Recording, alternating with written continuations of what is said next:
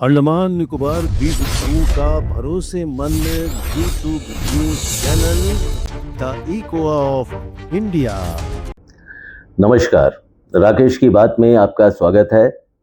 आज हम एक बार फिर से आपके समक्ष आए हैं और वही अमेरिका और भारत को लेकर जो ट्रेड डील को लेकर जिस प्रकार से जो गहमा-गहमी चल रही है, जो उठा-पटक चल रहा है और अब तक इस ट्रेड डील को लेकर अब तक कोई निर्णायक जो एक डिसीजन होता है, निर्णय लिया जाता है, उस पर अभी तक कुछ नहीं हुआ। हालाँकि जो भारत में अमेरिकी राजदूत है सर्जियो गौर, उनका ये कहना है कि जल्द ही मतलब 13 जनवरी को जो है इस बारे बातचीत होगी और वहाँ जो कॉमर्स सेक्रेटरी अमेरिका के जो हैं वो भाई साहब का कहना है कि भारत और अमेरिका के बीच ट्रेड डील पर कोई बातचीत नहीं हो सकती है और मोदी ने मिस्टर ट्रम्प को फ़ोन क्यों नहीं किया?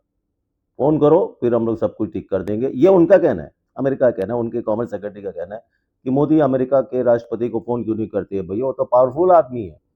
इतना शक्तिशाली आदमी है कि पूरे दुनिया को वो झुकाने चला है। जैसे हिटलर निकला था पूरी दुनिया पर कब्जा करने के लिए और उसका हर्ष क्या हुआ था, बस कुछ इसी तरह का एक तानाशाही रवैया अपनाया हुआ है मिस्टर डोनाल्ड ट्रंप और दबाव बना रहा है कि भारत पर अब 500% तक टैरिफ लगा सकता है, ना सिर्फ भारत पर, उसके अलावा जो ब्रिक्स देश है उनको तकलीफ बहुत है क्योंकि ब्रिक्स एक संगठन, एक बड़ा मजबूत संगठन, ब्राजील, भारत, रूस, चीन सब आ गए हैं ब्रिक्स के अंदर में, साउथ अफ्रीका। तो अब वो भारत, रूस, चीन, और चीन पर तो अभी मामला इतना गंभीर नहीं लगता है और लेकिन दबाव बना रहा है ब्राजील पर, चीन पर, भारत पर, रूस के साथ नहीं। रूस के साथ अभी फिलहाल तो नहीं, लेकिन हाँ कुछ ना कुछ हरकत तो होते रहता है कि वो ऑयल टैंकर को पकड़ लिया जाता है, फिर बहुत कुछ मामला आता है। तो बहुत कुछ भाई साहब काम कर रहे हैं कि मोदी फ़ोन क्यों नहीं कर रहे हैं, मोदी फ़ोन कर दो भैया तो हम लोग मामला कर देंगे, 500% का टैरिफ लगाएगा।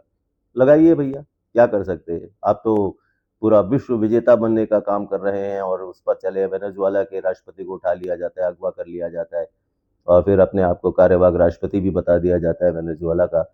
इस तरह की बातें भी हो रही है। आखिर ट्रंप को कौन रोकेगा? डॉलर को लेकर बहुत वो चिंतित है।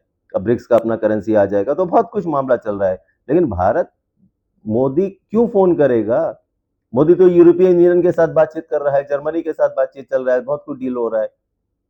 फ्रांस के साथ बहुत कुछ डील हो रहा है और बहुत आपस का अपना जो है भारत ये देख रहा है कि ऐसी स्थिति में जब हम रूस से तेल खरीदने को लेकर जिस प्रकार से यूक्रेन युद्ध को लेकर बहुत कुछ वो कर रहा है, वेनेजुएला का तेल अपना हक तो जमा ही चुका है उनको, इतना तेल है वहाँ पर। अब उसके राष्ट्रपति को अगवाई एक तरह का अपहरण, अब तक तो बोलते हैं कि अपहरण कर लिया गया है, सब देखे, दुनिया देखी है कि क्या हुआ था।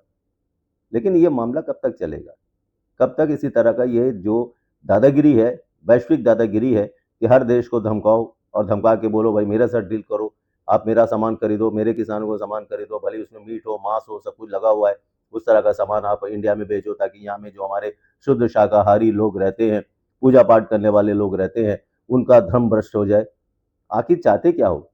तो मेरा ये कहना है कि हम ये जानते हैं कि जो वैश्विक परिदृश्य में अब जो हो रहा है, आखिर इस पर लगाम लगाएगा कौन? कौन देश, इतने दोष, इतने सारे देश है, सब मिलकर क्यों इकट्ठा होकर क्यों उन पर क्यों नहीं तारीफ ठोक देते हैं?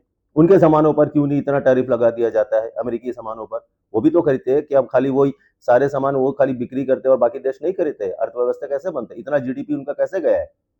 लेन-देन होता है, सब कुछ होता है, तो कोई एक नियम कानून होता है उसके लिए।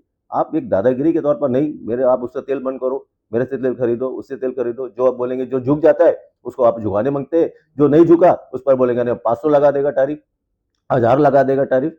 आखिर ये कब तक चलेगा? लेकिन वही है कि मोदी फ़ोन क्यों नहीं करता? मोदी तो झुकेगा नहीं।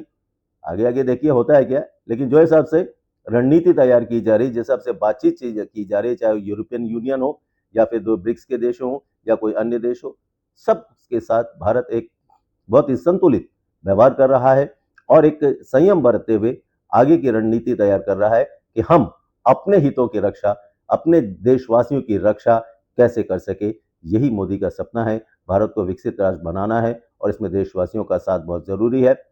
तकलीफ़ें आती है, जाती है, मुसीबतें आती है, जाती है, लेकिन जो दृढ़ इच्छा शक्ति के साथ जो इंसान आगे बढ़ता है, 150 करोड़ 140 करोड़ भारतीयों के विश्वास को लेकर जो आगे बढ़ता है, वो है नरेंद्र मोदी, और उनके साथ खड़ी है 140 करोड़ भारत की जनता।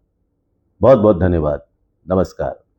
अंडमान निकोबार द्वीप समूह का भरोसेमंद YouTube news channel the eco of India.